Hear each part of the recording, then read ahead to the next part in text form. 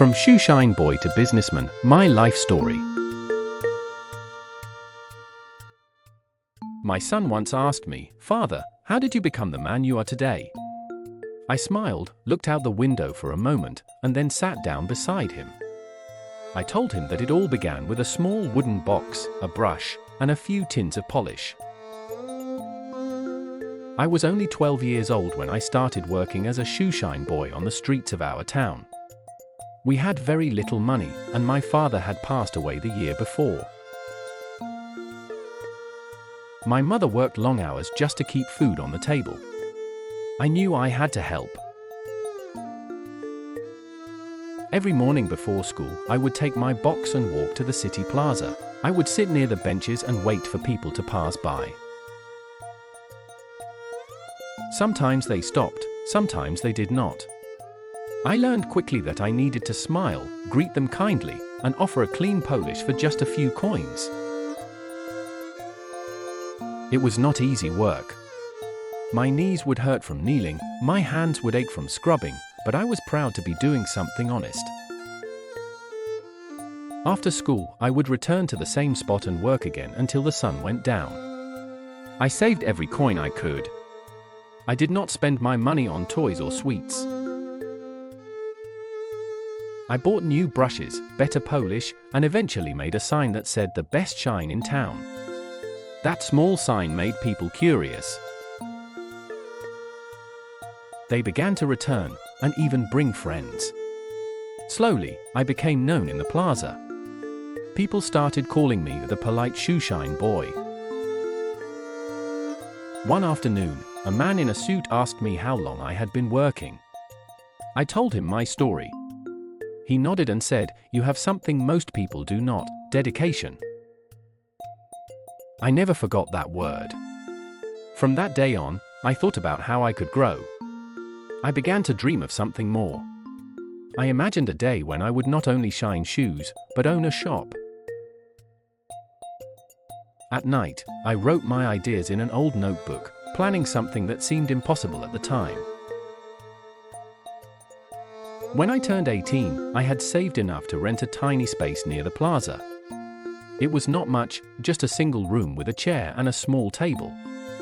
But it was mine.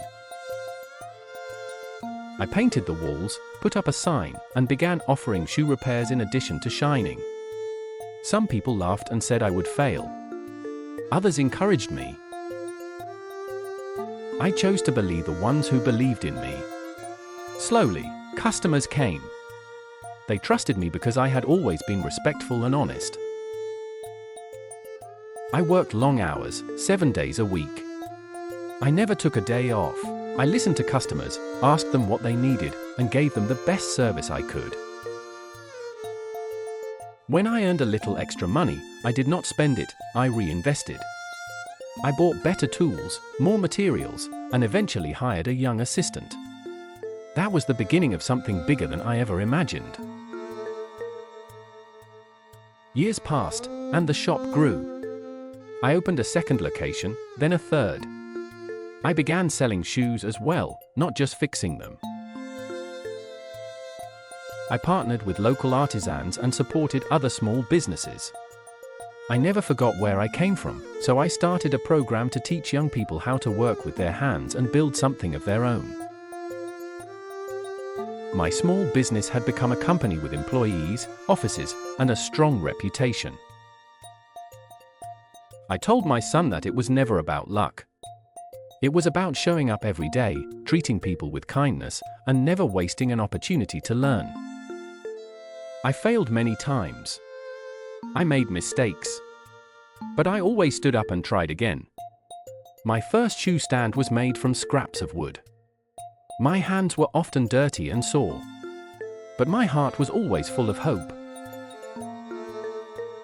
My son listened quietly, his eyes wide with curiosity. I could see he was imagining me as a boy on the streets, full of dreams. I told him that the most important lesson is this: success is not about how much money you make. It is about who you become along the way. I may have started with nothing, but I never acted like I was worth nothing. I knew I had value. I just needed time to prove it. Now, every time I walk into my office, I still remember the smell of shoe polish and the sound of coins in a small tin. I remember the days when I had to kneel to shine shoes just to buy bread. I carry that boy in my heart, and I always will. Because he was brave. He believed in himself. And he never gave up.